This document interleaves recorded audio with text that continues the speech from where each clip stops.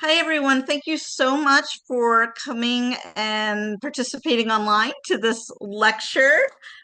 Really excited about this topic. My name is Tracy. I'm the Education Director at the Whale Museum. Apologies that I have my camera turned off. I was just explaining to the group that my internet was kind of being unstable. So I'm trying to improve the quality of you hearing me by turning off my camera. And that is a little tip I will give all of you guys. If you're dealing with some slow internet, you may want to shut off your cameras. It might help with that. Uh, yeah, so this is one of several more lectures we have remaining for this summer. So I hope you will come out and join us for some of the other upcoming events and lectures we have. First off, we're going to be at County Fair this week. So if you're a local, definitely come by and say hi to us at the Whale Museum booth. Um, August 20th, we're going to have from 2 to 3 p.m. We're going to have a kids fun hour with a theme on orcas and do a little fun craft activity from 2 to 3 that day. So again, if you're local, come visit us at the museum. It's on a Thursday, so that is free locals day. So you're not going to have to pay admission if you're a local to one of the San Juan Islands. August 25th, we have our next lecture in the series. And that's going to be Dr. Dana Wright, and she's going to be talking about Pacific right whale. So that's going to be another virtual talk like this through Zoom. And then our last lecture in this series is going to be on September 1st. And that's going to be at 7 p.m. With Dr. Jeff Foster at the Whale Museum, and we'll be live streaming it. And he's going to be talking about the Whale Sanctuary Project, so that should be pretty good. The other thing I should mention is that August 25th lecture on Pacific right whales, it starts a little earlier because she's talking from the East Coast. So it'll be 6 p.m. instead of 7 because of that time difference. This presentation is going to be recorded. So we will get this online. Give us a little bit of time to do that. And I'm going to ask, this group is not, well, 29 participants. So that's a good number of you. So given there's a good number of you, I think the best way to handle any questions is to put it in the chat box, and I will funnel them to Melanie at the end of the talk. And that way it'll just be less chaotic than having people unmute. I am going to remind you guys that that's kind of standard etiquette, is to please stay muted during this presentation so there's not any background noise when Melanie's presenting. The other things that I will let you know, if a lot of us are familiar with Zoom by now, but at the bottom of your screen, you should have a little microphone button. So that's how you unmute or mute yourselves. Right next to that is your camera icon. And of course, you guys have found the chat box. Again, if you came in a little bit late, you're welcome to go ahead and introduce yourself in the chat box. So that's kind of that middle button that looks like a bubble. The other thing I will tell you guys that in, I think it's under, is it under the chat? I think it's under the chat. You should see like 3 little dots. And if you click them, it should give you the option to save the chat. And so if there's any links or any information that gets put in the chat and you really want to save it, that's a trick to save that to your device so you have a record of it. So with that, I think we're ready to go ahead and introduce our amazing presenter tonight and find out what's going on with Canada. So let me just make sure I bring up your bio here so I can read it to folks. So Melanie Knight is the manager of the ECHO program at the Vancouver Fraser Port Authority. She leads collaborative efforts to reduce shipping impacts on at-risk whales, working closely with industry partners, Indigenous communities, government agencies, researchers, and environmental organizations. Melanie helps advance science-based voluntary measures that support marine conservation while enabling safe and efficient trade for the Port of Vancouver. Melanie has a Bachelor's of Science in marine biology and is currently taking the Executive MBA Program at Simon Fraser University. So welcome, Melanie. Thank you so much for joining us tonight and being willing to give this presentation. And like I said, I am super excited to hear what you have to say. So with that, I want to give you the floor. And again, thank you so much. Wonderful. Well, thank you so much, Tracy, for having me. Thank you to the Whale Museum for hosting this. Thank you to all 29 of you, or more or less now maybe, who are listening in and zooming in for this.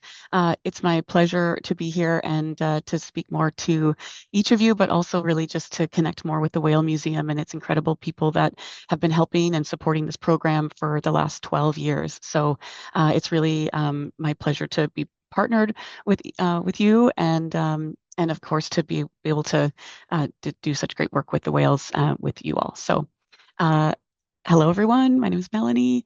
We're going to kick off if you guys can see my screen. Again, Tracy, feel free to pipe up if there's anything that I need to know along the way or if there's any technical issues as we go. But pretty much what I'm thinking is that we would kind of go through a bit of information around, the interactions between whales and shipping. I'm sure this audience, and again, I don't want to assume, but I'm assuming that you're all pretty comfortable with the topic of whales already, or at least have a real interest in it. And so we'll go through a bit of, the whales that are in our waters here in Canada, which of course we share with you, and then the shipping industry, the ships that we share these waters with, a bit about the ECHO program, how it got started and what it is, what we've been doing, how we are working to reduce underwater noise from large commercial vessels, and then ultimately some tools for whale enthusiasts, which again, you might already be well aware of, but we'll share some of the tools that we share in Canada and that we share with the folks in our partnerships. How does that sound? I think I can see if you guys like react like with like thumbs and stuff. I think I can see that if you do that. So feel free or whatever other emojis you might be so inclined to share. Great. Within under the react button, you're welcome to do that. Okay, great. Thanks. All right. So whales and shipping. Clearly they overlap, and that's really what we're here to talk about. And so in Canada, at least, and actually, I think a lot of this is the same for you in the United States, is that we have a lot of at-risk marine mammals in our waters. So you'll recognize some of these animals. I'm sure you've seen some of these in your travels off the lands, maybe on your boat or off a ferry or something like that. And so you can see that in Canada, at least, all of the species that we would pretty much consider a marine, all of our key marine mammals are either of special concern, which is the lowest level of species at risk or protection that we offer for species that are under the Species at Risk Act. And then it goes from threatened and then, of course, to endangered, depending on the species. And of course, what we really will be zoning in on today is the southern resident killer whale population that is in Canada and in the United States endangered. Um, Cetaceans, of course, I think you're all aware, but again, cetaceans which is where the ECHO program name comes in. So if we go back here, the Enhancing Cetacean Habitat and Observation Program, that's really where that's the ECHO program title, and cetacean comes from whales, dolphins, porpoises. We were originally at the outset of the program intending to look at all whales and species, and what we really found was that if we focused on the species that had the lowest population and seemed to have the highest level of threats, and for southern residents, that it would benefit all species for the most part. So we really have honed in and focused on southern residents with the intention to have co-benefits for other species.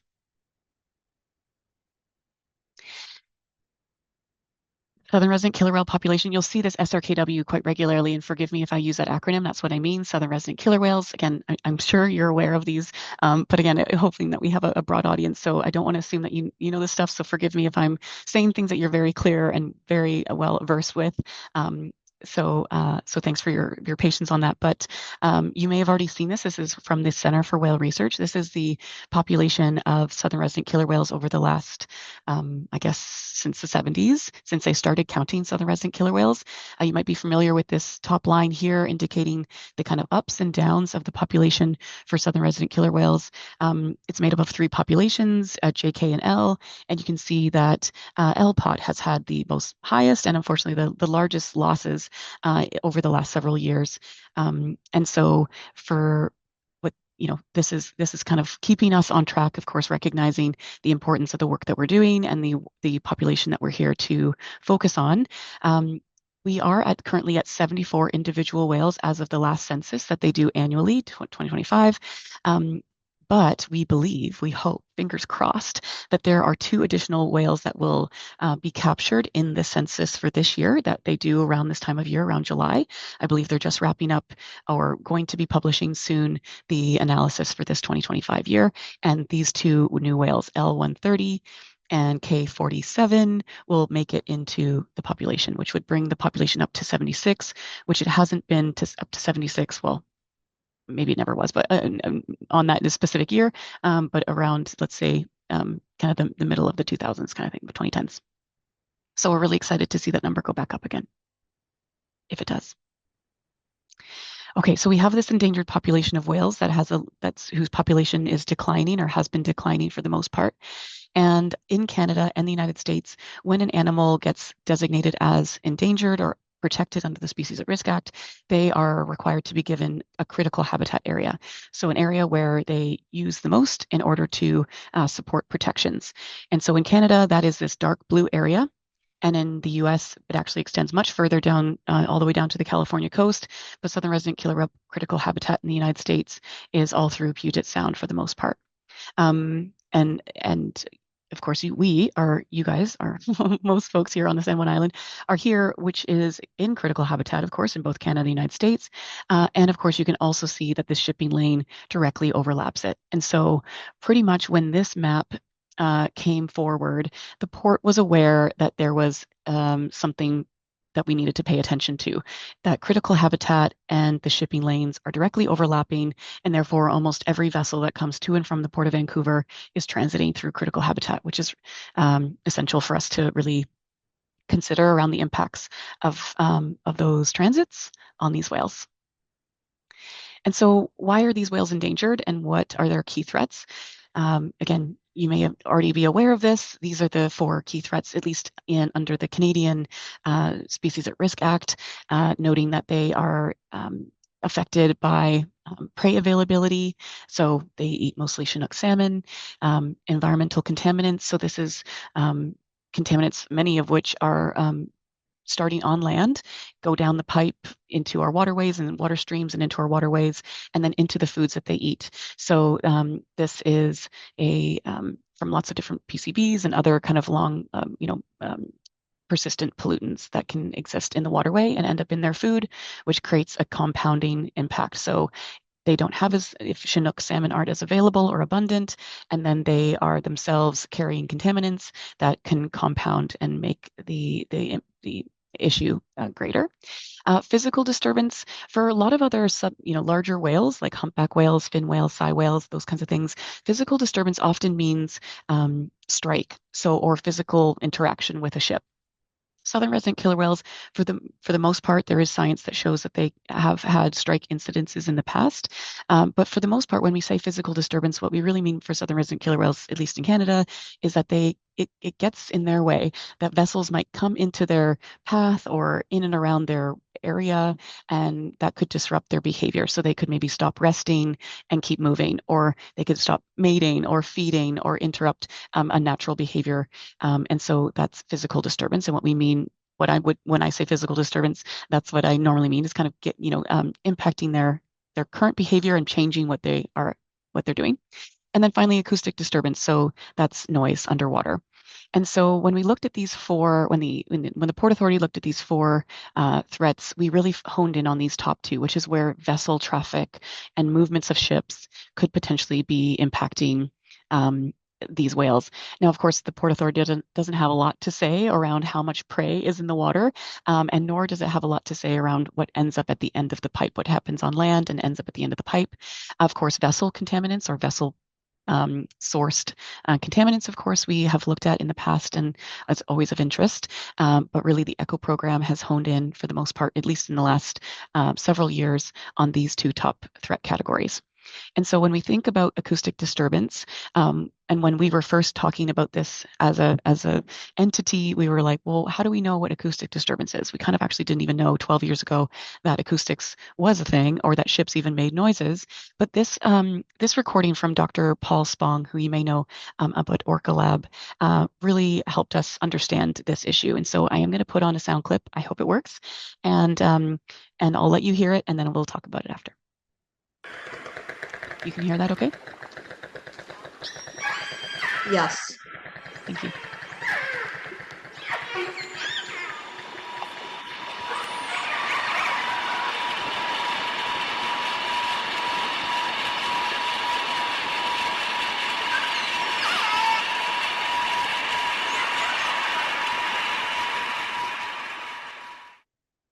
Okay, so what you heard there was northern resident killer whales, so not southern residents, but northern residents, up at Orca Lab, just off of Telegraph Cove, communicating, making cute clicks and sounds, actually making those like sounding clicks, which is what they use to echolocate, and then a large vessel passing by. And so this sound clip is what really opened our eyes and opened our ears to this issue, and ultimately was a big part of why the ECHO program was started. So big thanks to Paul and his team, and of course the long-standing research that they've been doing up there, and of course all throughout the region. What you may have wanted to do, you may have had the instinct to turn the volume down, and because it was noisy. And one of the great quotes that Paul and his team, and there's some really beautiful documentaries that have been done up in that area, and it shows that sometimes the researchers want to take their headphones off because they too are listening to these different types of noises throughout the day. Of course, listening for whales, but then of course when vessels go by, and of course whales can't take off the headphones. They can't, and what they might just do is move away from the noise. So the ECHO program really does focus on these two categories of acoustic disturbance, and physical disturbance. And we do that in a couple different ways. We do that mostly by trying to better understand these threats, as well as looking for ways to reduce these based on the threats that are coming from commercial vessels for these at-risk whales. And we do that through collaborating with the government, with the marine transportation industry, Indigenous communities, and environmental groups. As Tracy mentioned in the introduction, these groups are essential for us to be able to understand the full story, the full picture of what's going on both in the waters for the whales and with the shipping industry and with the government and with, of course, traditional and Indigenous culture and history. And so how do we do that? Well, we first needed to engage with different folks and get them to the table and better understand what they understood, what they knew, and what their perspectives were. And that required education across the table. So we had really beautiful conversations in the first several years, where environmental groups and whale experts were teaching the shipping industry about the status and the impacts of noise on whales. And the shipping industry was teaching the government or even Indigenous groups and vice versa around, what it's like to be a mariner, what it's like to be on the water and to manage and move these massive ships through these very complicated waterways. And so that education and engage took place both at the table as well as between one another. And from there, we had to do some research. Well, what do we need to know to better understand and make changes that might reduce noise or these threats to the whales? And then, of course, we took action on the water. We planned, we worked out what we should be doing, how that might work, how that might be feasible on the water. And from there, we iterated and adapted and evaluated the work that we were doing. And that's kind of a continuous loop of what the ECHO program does with these incredible partners. The structure of the ECHO program is broken up into kind of several different committees. We have an advisory working group, which is kind of our core advisory group, which is, if we'd say, the most diverse group that is intentionally designed to bring diverse perspectives and unique voices to the table that helps us inform our decision making around and our collective decision making. It's a consensus-based group that collectively makes decisions around what are the issues, what are the solutions, and how are we doing, and what should we do next, and how should we manage and adapt. We have our vessel operators committee that we gather folks together to better understand, what are the realities of doing this stuff on the water. Say, for example, we wanted to do a slowdown, which I'm sure you all are aware that the ECHO program runs. And these slowdowns, how does that work? Is that safe? What are the impacts to a mariner? What are the impacts to trade and to ship movements through these waterways? And then, of course, we have in the past, and we meet with them less often right now, but we also have an acoustic technical committee that also provides us specific advice on underwater noise measurement. How do you measure noise? How do you know if you're making a difference between this year and next year, between this action versus no action? We have, and of course, within how a vessel is designed. We've had some really incredible advice from these various groups throughout the years, and we could not do this without our partners. Well, I don't have a list of all over 120 advisors that come to our various tables. This program is essentially these voices and their expertise brought to the table. So we're incredibly grateful for this group. Here are some of those folks, not all of them, of course, but some of them that were a big part of this signing. We had a first of its kind conservation agreement signing event. We've actually had two of these events now. When we first got started with the ECHO program, we were making it up as we went, and we didn't really have any formal structure. And we started doing things on the water, but we really wanted to find a way to bring our partners to the table and find some way to formalize the work that we were doing. And so what we looked to actually was the Species at Risk Act. They have a clause. We don't want to get too legal here, but they have a clause in the act that pretty much says that anyone outside of the government can sign part of this conservation agreement that indicates their interest and willingness to support recovery of an endangered species. And so that's what we used. We used this tool to put together a plan, a 5-year plan of both government and industry to say, how can we commit for the next 5 years for what we would be doing to support the recovery of the species of southern residents. And we actually just in 2024, we renewed that agreement for another 5 years. So we are in the midst of that, and it goes until 2029. We're currently in the 8th period of that agreement, and all 9 signatories re-signed for another 5 years. So this is what, again, guides a lot of our work. It is a publicly available document that allows you to see very clearly year to year what we plan on doing, the actions we plan on taking, and how we're doing against those goals. So these are all how we do this work, but ultimately our goal is to reduce, for the most part, underwater noise. That's really honed, again, we've also honed in on that threat category of underwater noise reduction. And so how do you reduce noise? Well, you can do it in 2 key ways. The first one is actually in how the vessel is designed and what kind of technology it has on the ship. And the second one is how the ship operates. So if it's operating slowly, if it's operating away or close to a whale, those factor in as well. And so we are always looking through these 2 lenses of how we can be reducing noise. And I'm going to go through these one at a time. So starting with quiet design and technology, we started looking at what part of a ship, what makes a ship noisy. And so I'm going to play this video. I hope it's not too laggy, but it describes the main reason. Actually, sorry, you know what? I'm actually going to go to the next slide. Whoop. Okay, I'm actually going to go to this slide and then go back. Sorry.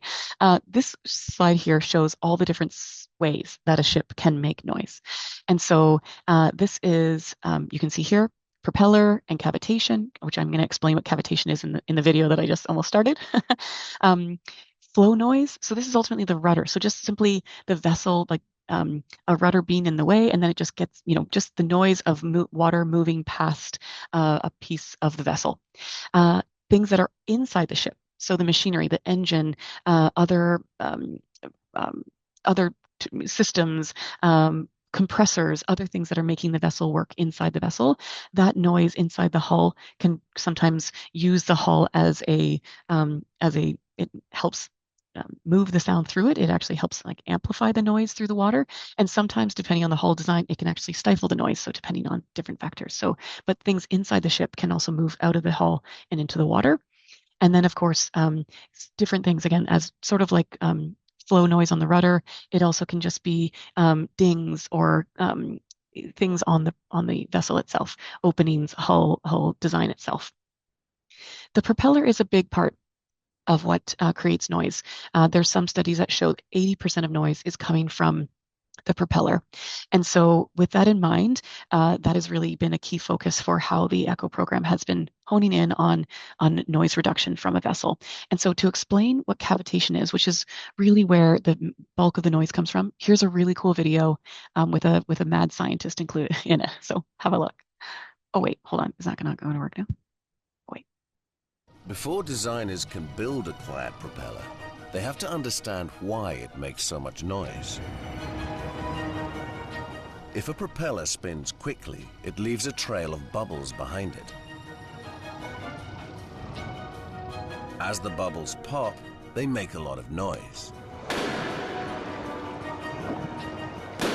These bubbles are not filled with air, but with steam. The steam is produced by the seawater boiling. It is a well-known fact that water boils at 100 degrees centigrade. However, few people will know that at different pressures, the water will boil at different temperatures. If you increase the pressure, as in a pressure cooker for instance, then the boiling point of the water increases. Hence, the cooking is more efficient. Few people will know, however, that at reduced pressures, water will boil at lower temperatures. I have here a vacuum pump, and I'm going to turn on the vacuum. This flask here contains water, and we have it connected to a pressure gauge, and we're reading at the moment approximately 15 pounds per square inch, which is 1 atmosphere. I turn on the pump, you notice the pressure dropping immediately, and as the pressure drops, as we approach zero, bubbles start to form, and the water starts to boil.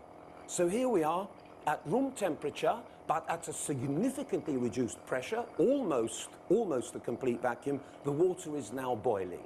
Water boiling at 20 degrees centigrade at almost 0 pounds per square inch, a remarkable phenomenon, sir. When a submarine's propeller turns quickly, an area of low pressure is created on the blades. This lowering of pressure causes the water to boil without heating up and produces bubbles of steam. This is called cavitation. Isn't that cool? I don't know if you get, was the video Before design, showing okay? Yeah, the video showed fine. Yeah, it was a Okay. very good video. Okay, good. When I saw that, I thought that mad scientist was hilarious. And I also just was like, wow, like boiling water at room temperature. In fact, actually in freezing cold, the ocean water temperature is much colder than air temperature. And so even then, with these big propeller blade traveling so rapidly, that's how we get this cavitation and therefore this noise. So um, we have been working with different vessel owners as well as different architects in the region to be able to better understand how we might be able to reduce underwater noise in British Columbia waters and in our shared Salish Sea. And so there's a couple different ways this is getting quickly over my head sometimes. This technology is complicated and but really fascinating. So and if I had my incredible colleague Derek White here, he could describe these much better. But generally, there's some cool things. So one is if the propeller is working so hard, maybe take weight or pressure off of the propeller. And so there are things called these new wind assist propellers or rotors that ultimately are like windmills that are on these vessels now. There was actually one that came right here to the Port of Vancouver for the first time last year, and it was really cool to see. And it comes back and forth pretty regularly. Ultimately, these propellers rotate, and it just takes the pressure off of the propeller, allowing it to push less water, so therefore reducing noise, as well as fuel savings and emissions reduction. A lot of these things actually have a lot of co-benefits. Underwater noise is our focus, but of course, it has a lot of co-benefits too. This one is a really exciting one and getting off the ground more and more often. It's getting more and more attention. It's called an air lubrication system. So pretty much just like how bubbles in the back end of the ship are popping and making a lot of noise, bubbles also can stop noise. So because sound travels really quickly through the air and through water, actually 4 times faster in the water, if it changes density, if it changes the medium in which it is traveling through, the density of the medium, so from water into air, it will slow down significantly. And so the air wave goes through the air bubble, and it actually slows it down, therefore reducing its impact and therefore its noise. And so what this system does is it puts out little bubbles along the bottom of the hull, ultimately making kind of like a quiet, dampening bubble curtain, if you will. And this stops the noise that comes out of the hull and from perpetuating through into the water. And of course, it goes back and through the propeller, which also can reduce the noise that the cavitation might be creating. Very cool. So an air lubrication system, it creates, the original design was actually to make the vessel more slippery so that it slips over the water surface, so it's creating less friction. It actually also helps with fuel efficiency as well. So cavitation is there's mitigations around reducing the actual bubbles that come off of the propeller. There is wake flow, so just making sure that the flow through the propeller is more efficient, and then propeller optimizations as well. Lots of cool designs. Generally, there are lots of different ways to quiet a ship down. Some are more effective than others, some are more costly than others, but generally, if you kind of couple some of them together, and if you think holistically about the vessel's design, you really can create some awesome co-benefits of both underwater noise, fuel efficiency, air emissions reductions, all those types of things. We're really proud to be the first port in the world, along with Prince Rupert Port Authority, which is just northern BC, northern British Columbia up here, to be the first ports in the world to incentivize quiet shipping. So if you have one of these technologies, not all of them, but some of them, we will provide you with a discount on your harbor due fees. So when you come to the port, you pay a fee to kind of come and use our facilities, and we provide you with a discount if you have some of these these technologies, up to a platinum discount of 60% of your dues, which is really awesome. And as more and more vessels, we're encouraging more and more vessels to take advantage of these. It is a costly undertaking to make some of these changes to your ship. Some vessels are doing so faster than others, and we're grateful for those that do.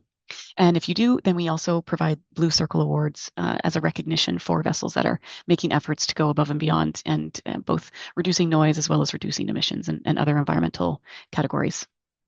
Okay, so that is really how vessel quieting can take place, but we also have our vessel noise reductions, vessel noise reduction measures that we have on the water. And so that's mostly our slowdowns and our route alterations, where we just ask ships to move away from where whales normally hang out. And so when we first started the program, we really didn't know if this would work. Most of the science in underwater noise was done by the military, and so some of it wasn't public knowledge or wasn't, it was classified, and so we didn't have any science we could show to industry to say, if you slow down, it will help your ship. We just saw that anecdotally or in other sources of data and other types of ships, this would reduce noise, but we didn't actually have a lot of data to show that if a commercial ship did it, how much noise would be reduced. And so what we first did was we trialed it in a model, a computer model. We took a normal soundscape and kind of estimated its noise footprint, or this kind of yellow light, if you will, kind of like a flashlight beam. And then we put it through a model to say, well, what happens if it reduced its noise? And we were able to see that if that same container ship was going right past you on San Juan Island, it would reduce the noise significantly, and therefore, give the whales what we hoped would be more listening space or more echolocation space. And so using this model, we saw that 11 knots was reducing that noise, and we had that number in mind. And we also, of course, knew from other studies that showed that, again, the footprint of the noise would both be reduced throughout the water column. So as noise moves away, it dissipates, and there's an attrition to the noise, sort of like if you were to hear traffic on a busy street and you go to a quieter street, you can't hear that traffic anymore. Same principles. So we knew that reducing noise could potentially work, but we needed to figure out where we should try it out. And we needed to figure out where would be the best benefit for the whales. And so in 2014, when we were first looking at this was the map that we had to go by. This was the best available data for where southern resident killer whales were hanging out in and around the Salish Sea. And you can see clearly there is a hotspot for where whales were in Harrow Strait and Boundary Pass, and then up into the Strait of Georgia. You'll notice that the Strait of this Strait of Juan de Fuca, as well as Swisher Bank, wasn't a hotspot yet. There just wasn't as many research papers undertaken at that point. You can see that this is the most recent hotspot map, and you can see that different areas have turned on and turned off, or lightened up or increased with better information and better science, and with a more holistic view at the entire region. But at the time, we were looking at Harrow Strait and Boundary Pass, and we said, well, Harrow seems to be a little hotter and bigger, so let's go with that one as a starting point. And that's really when we reached out to the Whale Museum, and it's been since then that we've been working with your incredible partners there. So this is the map that we used in, 2017 was the year that we did our very first slowdown. And so we just drew a map over the shipping lane for where the ships would normally transit through on their way up to Port of Vancouver. And we asked vessels to slow down to 11 knots for all vessel types. And we asked them to do that for 2 months. we got about a 60% participation rate. We said that was good. That's good. Good job, industry. But I think we can have an increased participation rate. So how, and while at the same time having a positive benefit on the noise reduction. And so what we did then was we shifted it up by um, increasing the speeds but extending the zone. And in the meantime, we also realized that tugs could have a role in this, and that tugs were looking for ways that they could reduce their noise. But tugs are already going really slow. And so there wasn't really a slowdown that they could do. But instead, we said, what if you moved further away? We also considered a route alteration in this zone as well, but it's just so narrow and they have to stay in the shipping lane. So for that reason, we didn't consider a route alteration in this zone, but we did out here. So for these 2 years, we played around with the speeds. You can see it went from 12.5 and 15 to 11.5 and 14.5. So we were playing around with the speeds to try and maximize participation and maximize underwater noise reduction. So over the years, we also then, this is when in 2020, that new map came out where the Swiftsure Bank became this red hot hotspot. And we said, okay, well, we're in Canada. We have Canadian section of the outbound shipping lane is in Canada, so let's start there. And we asked vessels on the outbound only to slow down to these same speeds, the same as Harrow Boundary, which at that point was either 11.5 and 14.5, and now is at 11 and 14.5 knots. So we introduced a Swiftsure Bank slowdown, and then eventually we introduced an outbound Swiftsure slowdown, again in partnership with Pacheedaht First Nations and Makah Tribe and Manaulth First Nations as well. And then eventually we extended it out even further to better overlap with the actual hotspots. So here's what our slowdowns look like now. Slowdowns and route alterations. So you can see that over the years we have been adapting and evolving, and as we get more information, we try our best to increase the potential benefit to the whales, while at the same time trying to reduce the impacts to the ships and to trade, as the mandate of the Port Authority is to facilitate trade while protecting the environment. So trying to find that right balance between the two. Generally, with the current slowdown setup and with a 90% participation rate, we're getting about a 3 dB of noise reduction, which is cutting the noise in half. So we're really proud of these initiatives and the participation rate from the industries. What we're also really proud of is that we're slowly approaching 1 million miles. So if you take all of those years, all of the additional zones we've added, in some cases, the increase in vessel traffic that we've seen over the years as well, and in some cases, the reduction of noise of vessel traffic in other categories, you can see, and also the addition of the new zones, the geographic zones, we are seeing a total distance of nautical miles covered by these vessels, we're at almost 800,000 nautical miles covered of critical habitat for the whales. When we reach 1 million miles, you will know it. I will be shouting from the rooftops, and I do think that we will get there in about 2028, 2029. Great, so this is a snapshot of where we're at today. So again, as noted, we're asking bulkers, tankers, and government vessels to go 11 knots or less, speed through the water. And then for car carriers, containers, and cruise ships, we're asking them to go 14.5 knots, and tugs, we're asking them to move away from the coastline here of southern Vancouver Island. Our participation rates so far are 84.1. We're very close to our goal of 85. That's so far this year. The slowdown will be active between June 1st and October 31st. But this is our participation rate so far. 100% of the tugs are participating right now, which exceeds our goal of 95, which is awesome. And then, of course, we're just slightly behind our goal so far in Harrow Strait and Boundary Pass. And it started on July 14th and will end approximately November 30th. We have been lucky enough to also partner with incredible organizations that support us in understanding when and where the whales are through these zones to help us ensure that we are doing the slowdowns in the right zones and in the right areas, as well as, of course, communicating to the industry and letting them know that actually their efforts are really making a difference. And so we are very proud to partner with the Whale Museum, Soundwatch, and the Orca Behavior Institute in Harrow Strait and Boundary Pass to support us in understanding whale behavior in those zones and presence. We have a great partnership with SFU, as well as CIMRES and the other Southern Gulf Islands Whale Sighters Network in and around Pender and Saturna Island. We also have different hydrophones that are in partnership with different groups, JASCO and Transport Canada with the Boundary Pass hydrophone, as well as SMRU and the Whale Museum that have the hydrophone out at Limekiln. We also are lucky enough to work with Pachenet First Nations, who take their vessel out of Port Renfrew, leave and do line transects via vessel as it's too far away to see from land. And they provide us with these beautiful images and as well as reports on whale presence in that zone. Oh, I'm trying to click and it's not going. Let's try and go this way. Okay, great. We mentioned co-benefits and how these vessel slowdowns both reduce noise of up to 50%, depending on the year, depending on the participation rate we get from industry. But let's say about 50% of noise reduction can be achieved through our slowdowns. In addition to noise reduction, we're also seeing benefits in air emissions. Of course, just like with your car, if you slow down, often you're saving gas and saving emissions up to 25%. And whale strikes, of course, if you're slowing down, it gives the whale more opportunity to get out of the way, to potentially hear the ship coming and make a decision of whether to dive or move out of the way.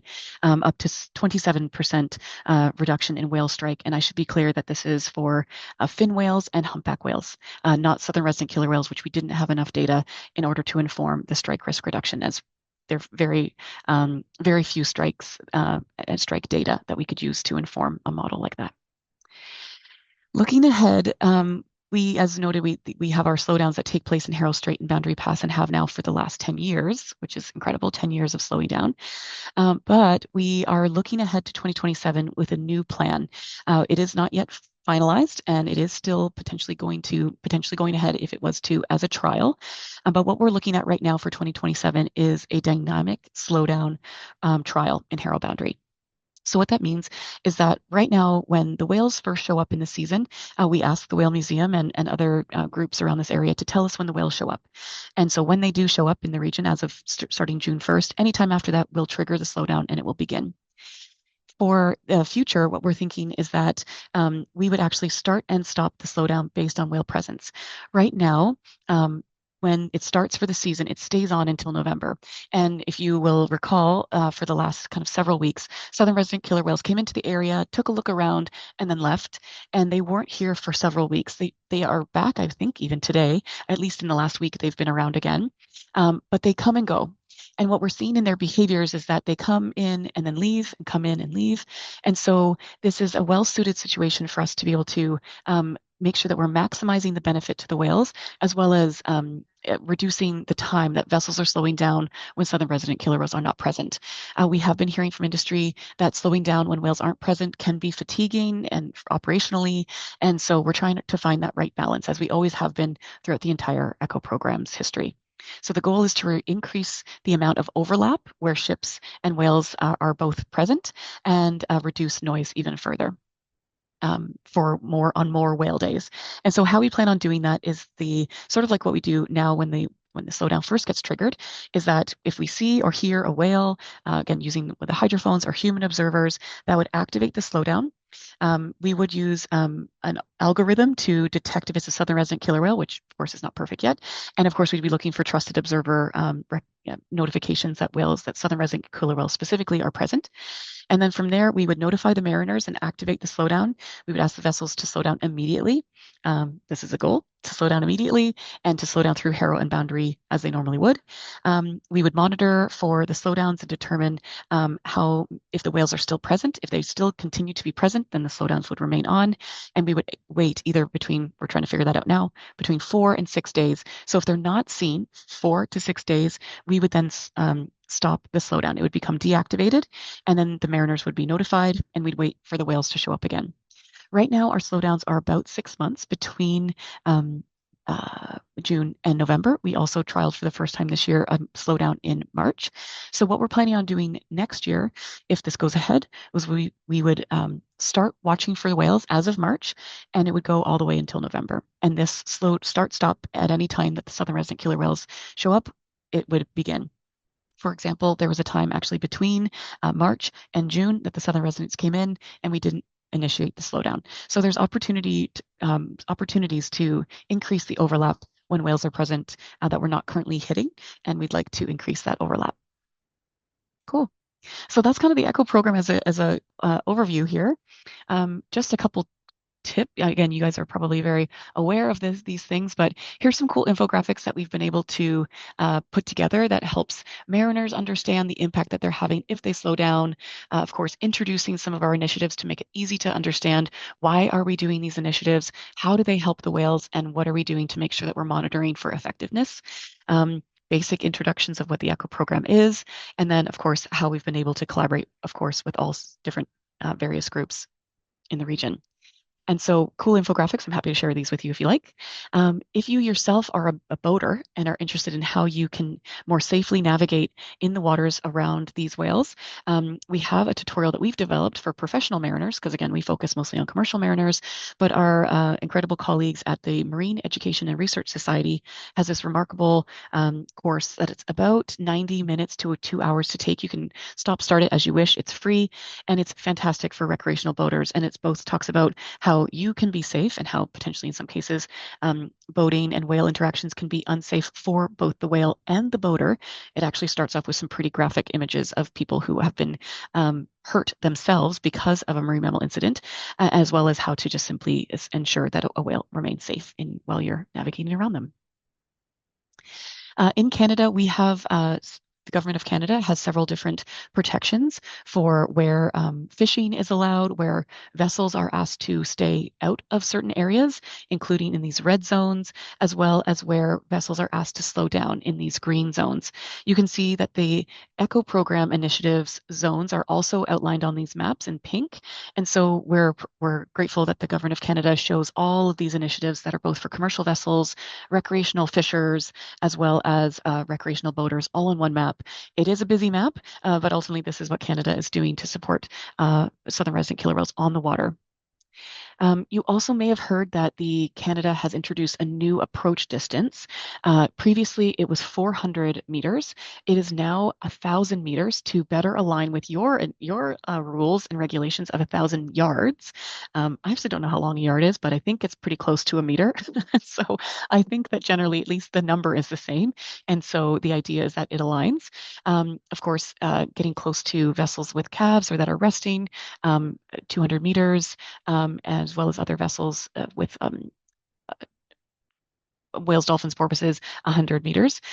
This is the tricky part, though, is that if it's a southern resident killer whale, it's 1,000 meters. And if it's a transient killer whale or a Biggs killer whale, it's 200 meters.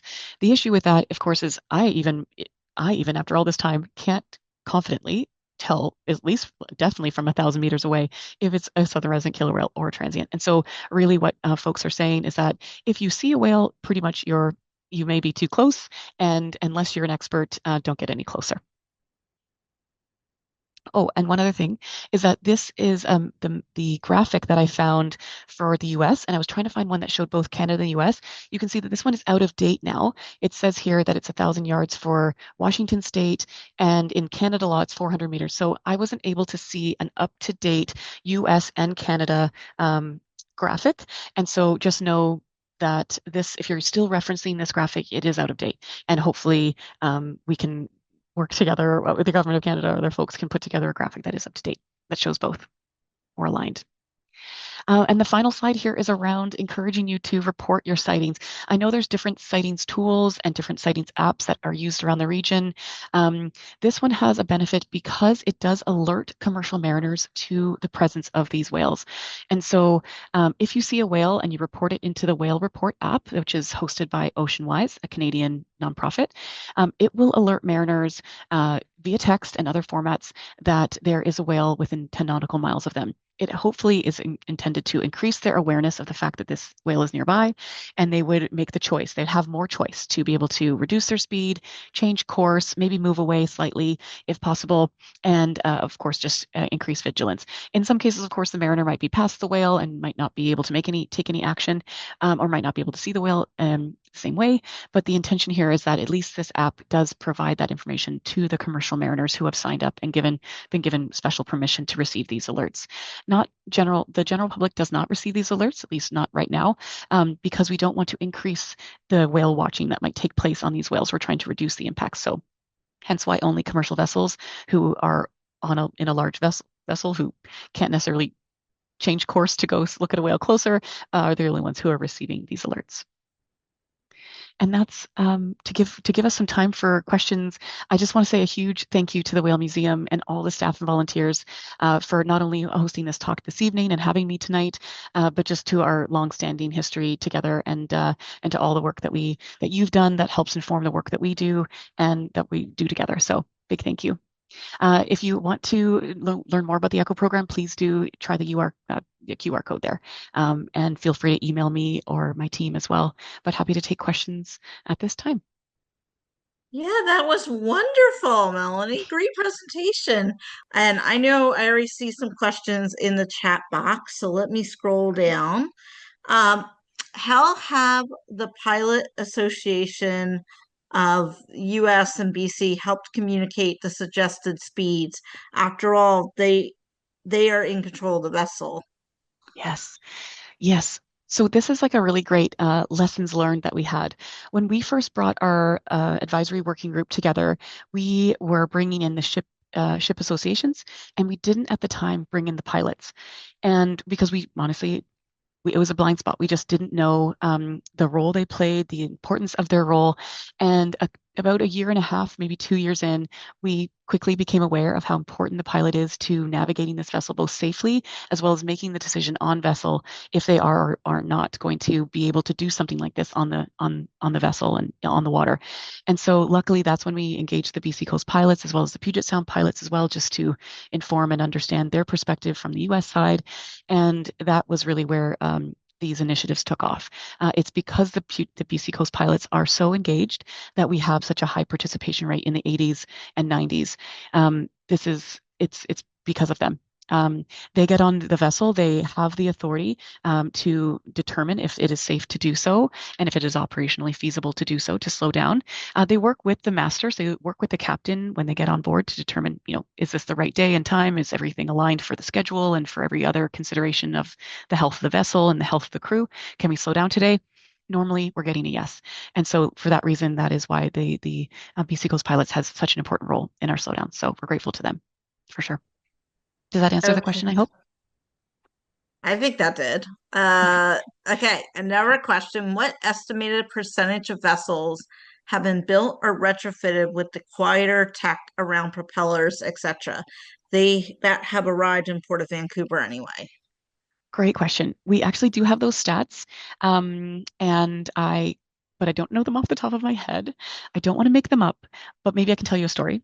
When we first introduced this quiet notation, so vessels can receive a quiet notation, which ultimately puts them through the ringer to determine if their vessel is quieter than most, and it's quite a bit of money, but they get this kind of stamp of my vessel is generally quieter than most.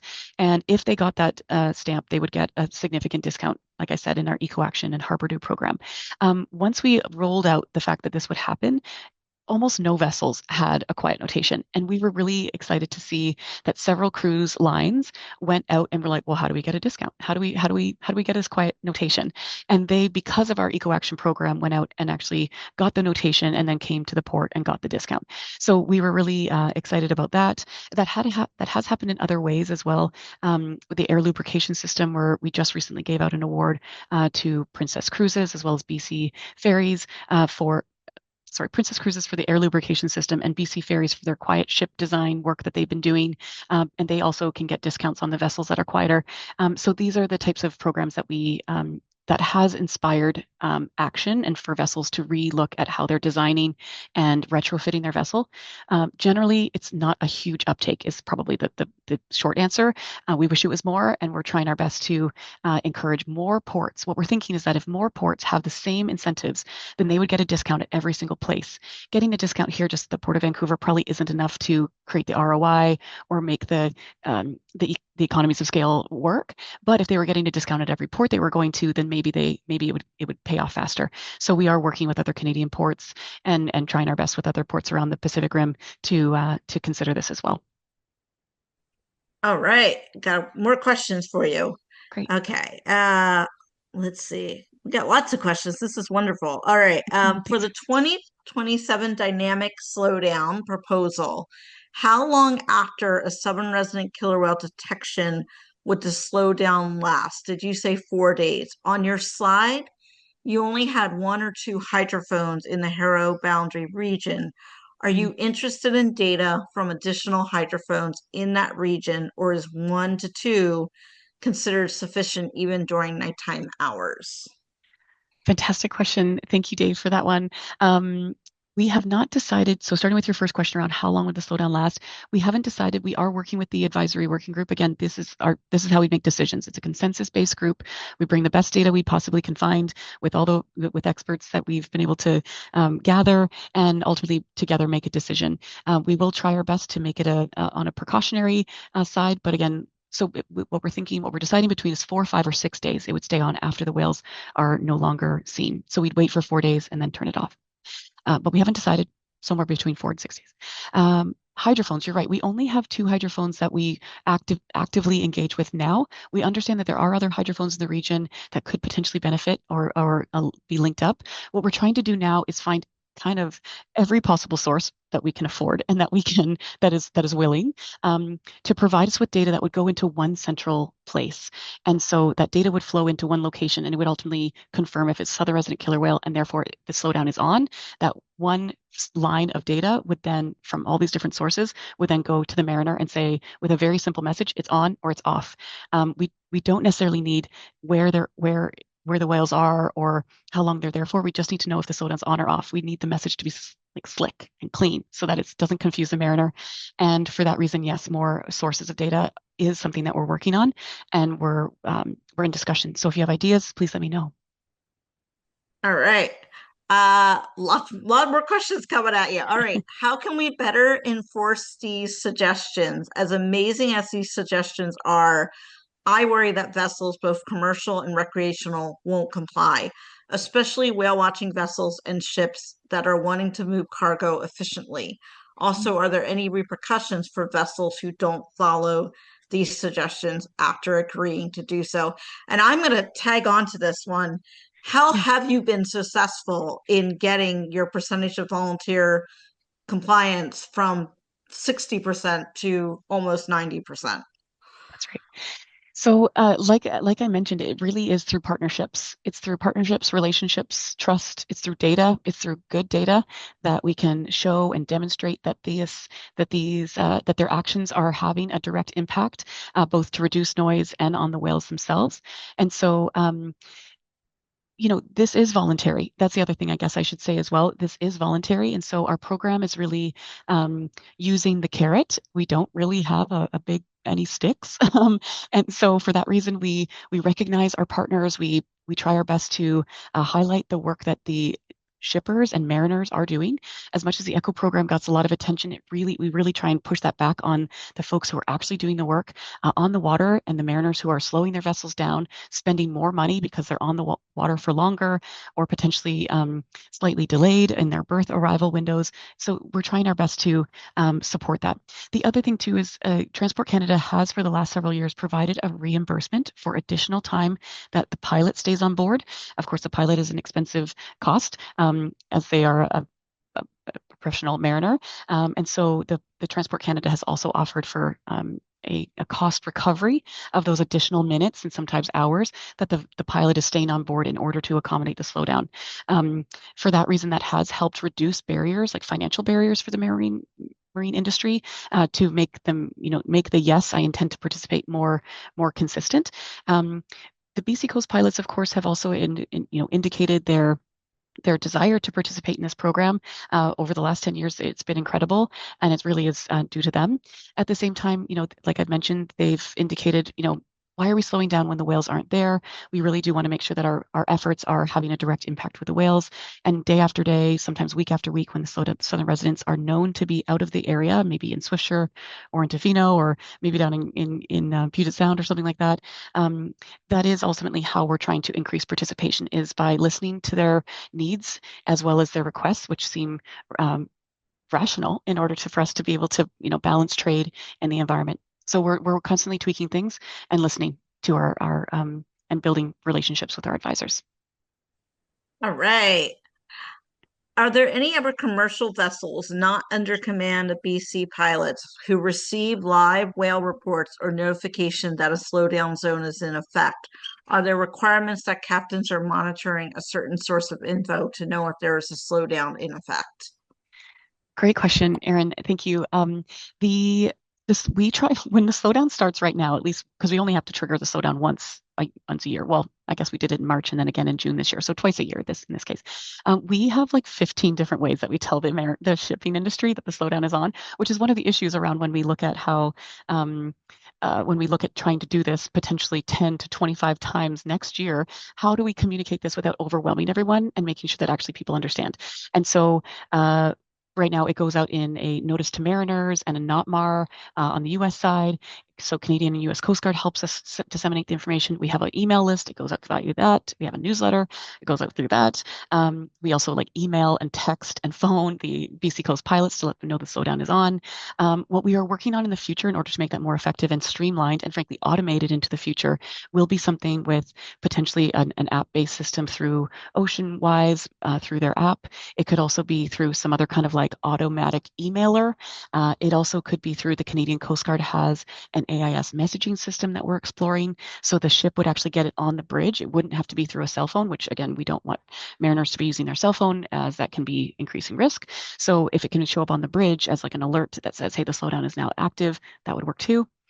I think there was another question in there around if other folks are getting these alerts, and that is something that would be good to ask OceanWise. They have the list of who has access to the notifications. To my understanding, I understand BC Coast pilots, BC ferries, and any other commercial mariner, so tug operators, could also be receiving those alerts. All right. Do you have a comparative decimal goal between a commercial vessel, bulk or container, and a personal yacht? With all the personal boats, yachts skimming around the San Juan Island, I suspect their decimal goal is a bit overwhelming. Thankfully, they've outlawed the jet skis. Right. Well, not yet in Canadian waters or in and around the zone here. Yes, but we do have that. We have one of the world's largest data sets on vessel source levels. So whenever a vessel goes through Boundary Pass, small or large, it will get measured as long as it's not contaminated with other vessel noise around it. As long as the vessel's going through generally a quiet area, quiet time, that vessel will be captured and we can measure it against other vessels in its class. Small vessels, what we know about small vessels is that they can be measured. They are much quieter. Of course, we're talking about sometimes a ship that's the size of a large, a 20-story, 40-story building compared to a, 20 or 30, foot yacht. And so the noise just generally is much larger from large commercial vessels. But we look at the amount of time that these vessels spend on the water and the number of ships. So there's this really great, I should have shown it. There's this really great pie graph that shows the contributors, who contributes to noise in different regions and how much noise are they contributing. So of course, BC Ferries is not the loudest ship of all the ships we've measured, not by a long shot, but they are actively, constantly going back and forth through the waterway. Same with tugs, not the loudest ship, but they're buzzing around a lot. Same with smaller recreational vessels. Whereas commercial vessels, they are there, they are large, they are noisy for sure, but they're not. They come and go 5 to 15 times a day. And so that's all weighed into these pie graphs. I will send you a link to that report. It's very cool. It shows who contributes to noise and in which region. Hopefully that answers your question. Hey, so I see one last question, and then we'll kind of, I think, end it on this note. But are you aware of Project Neptune at UW and the Regional Cable Observatory for Acoustic Studies? Yes. Is that like the Neptune and Venus projects? Is that the one? And go ahead and unmute yourself, Yes, it Tony. is. Thank you. Yes, great. That's actually where we started getting our data for this. When I say the world's largest data source of all vessel noise or vessel source levels, we started with the Neptune project that's out in the Strait of Georgia, and we've moved the hydrophone now into the Boundary Pass, which is a bit deeper and gives us a better measurement of deep sea ships. So yes, I am aware, and they're doing incredible work. It was with Ocean Networks Canada for a long time, and there was a lot of other partners as well.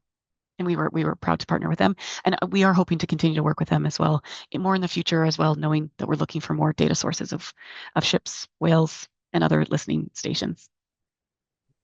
All right. Well, Melanie, again, I want to thank you so much for joining us this evening and presenting. As you saw, this audience was very interested, very engaged, and we had a nice size audience. So I'm so happy to see that. Great. And thank you all in the audience for joining us this evening for this lecture. I hope that you'll participate in our future lectures and events coming up. And again, if you're local, stop by and say hi at the county fair to us. And everyone, I hope you have a safe and nice evening. And I'll give you guys like a second before I close out in case anyone wants to save the chat. But again, thank you everyone for joining. And again, thank you so much, Melanie. That was fantastic. Thank you all so much for coming. I really appreciate it. Have a great summer. Be safe on the water out there. Report your whale sightings. Thanks all. All right, I'm closing out now. Really doing it. Thank you so much, Tracy. Thank you. I'll close off here Bye. too. Thanks, everybody.